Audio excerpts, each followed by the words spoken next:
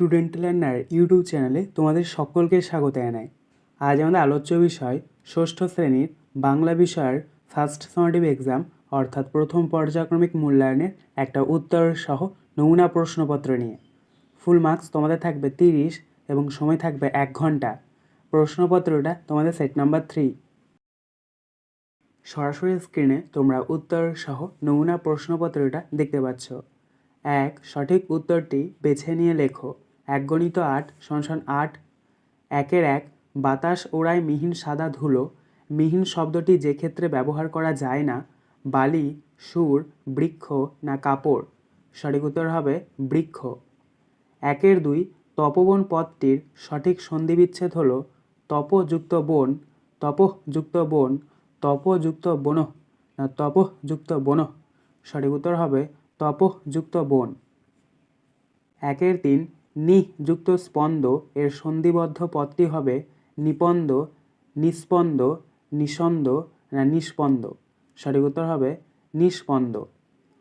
4 কুমোরে পোকা বাসার গাঁথনি থামায় প্রায় 1 ইঞ্চি, প্রায় 2.5 ইঞ্চি, প্রায় 2 ইঞ্চি না প্রায় 1.25 ইঞ্চি লম্বা হলেই।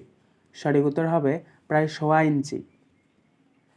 5 জার্মানি ভাষায় কবিতা লেখেননি গোথে, রিলকে, শেক্সপিয়র না হারমাস হেস। সঠিক উত্তর হবে শেক্সপিয়র। 6 মাহুতের ভাষায় মাইল কথার অর্থ কাত হও, পিছনে যাও, বসো না সাবধান। সঠিক উত্তর হবে সাবধান। 7 সেও অনেকটা এদের মতো, তবে একটু কম চালাক। এখানে কম চালাক হলো শিম্পাঞ্জি, ভল্লুক, গরিলা না কুকুর। সঠিক উত্তর হবে গরিলা। 8 বুনো নগ্ন পাহাড় কোন দিকে? পূর্ব দিকে, পশ্চিম দিকে, উত্তর দিকে না দক্ষিণ দিকে। সঠিক উত্তর হবে উত্তর দিকে। 2 নিচের প্রশ্নগুলির একটি বাক্যে উত্তর দাও। 1 × 14 = 14।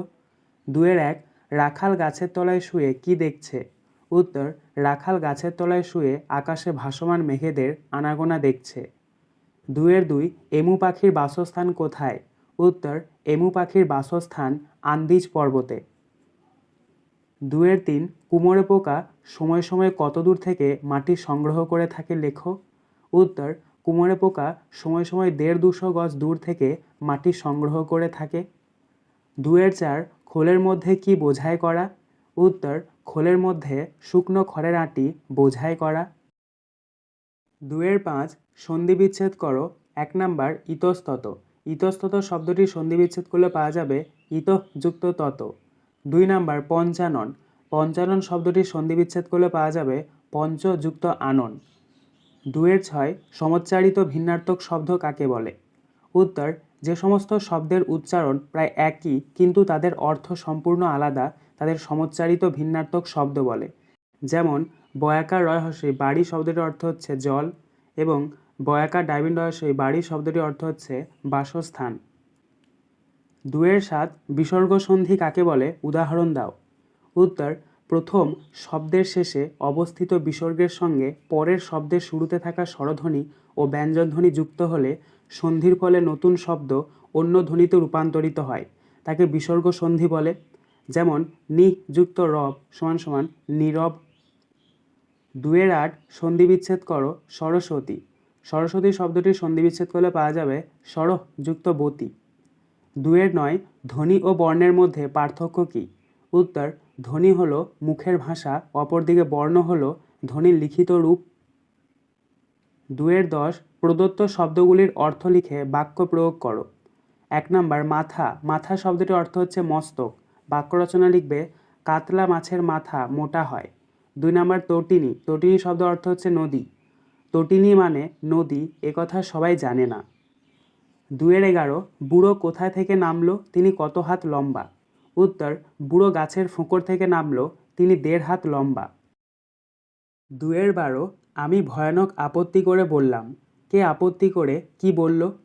উত্তর গল্পকথক আপত্তি করে বলল তার শরীরের সব মাপ 26 ইঞ্চি হতে পারে না। 2 হযবরল বইটি প্রথম কোন পত্রিকায় প্রকাশিত হয়? উত্তর হযবরল বইটি প্রথম সন্দেশ পত্রিকায় প্রকাশিত হয়। 2 বিড়ালটি কীরকমভাবে হাসছিল? উত্তর বিড়ালটি ফ্যাচ ফ্যাচ করে হাসছিল। 3 নিচের প্রশ্নগুলির উত্তর দাও। 2 × 4 = 8। 3-1 কবির সঙ্গে ঘাসফড়িংয়ের নতুন আত্মীয়তা কীভাবে গড়ে উঠল? উত্তর, কোনো এক ঝিরঝিরে বৃষ্টির দিনে বৃষ্টি ভেজা ঘাসে যখন কবি পা রেখেছেন তখন তার দৃষ্টিতে আসে এক সবুজ ঘাসফড়িং। ঘাসফড়িংটিও সম্ভবত কবির মতোই বৃষ্টি ভেজা সবুজ ঘাসের স্পর্শে আমেজ নেওয়ার জন্য ঘাসে ঘাসে উড়ে বেড়াচ্ছিল। তাই প্রথম দেখাতেই কবির সঙ্গে তার আত্মীয়তা তথা বন্ধুত্বের সূচনা হয়েছিল। প্রকৃতির কোলে ঘাসফড়িংটিকে দেখে কবির মনে কৌতূহল আর ভালো লাগার সঞ্চার হয়েছিল। একইভাবে ঘাসফড়িংটিও আনন্দে তার সবুজ মাথা তুলে নানান খেলা দেখিয়ে কবিকে মুগ্ধ করতে চেয়েছিল। 3-2 লাল হরিদ্রা সবুজাভ বন কোন কবিতার অংশ? হরিদ্রা শব্দের অর্থ কী? উত্তর, মন ভালো করা কবিতার অংশ। হরিদ্রা শব্দের অর্থ হলুদ। 3-3 এই খোলামেলা পৃথিবী সবচেয়ে বড় বই এ কথার মাধ্যমে মাস্টারমশাই কী বোঝাতে চেয়েছেন?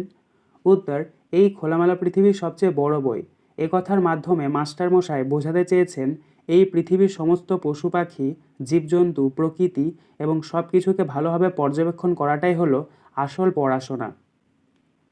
3-4 মুরগি ও হাঁস কী কী ডাক শুনে আসে? উত্তর, মুরগিরা তি তি ডাক শুনে আসে, হাঁস শই শই ডাক শুনে আসে। আজকের আলোচনা পর্বটি এখানেই শেষ হলো। আশা করি ভিডিওটি তোমাদের ভালো লেগেছে। যদি ভালো লাগে একটা করে লাইক করে দিও।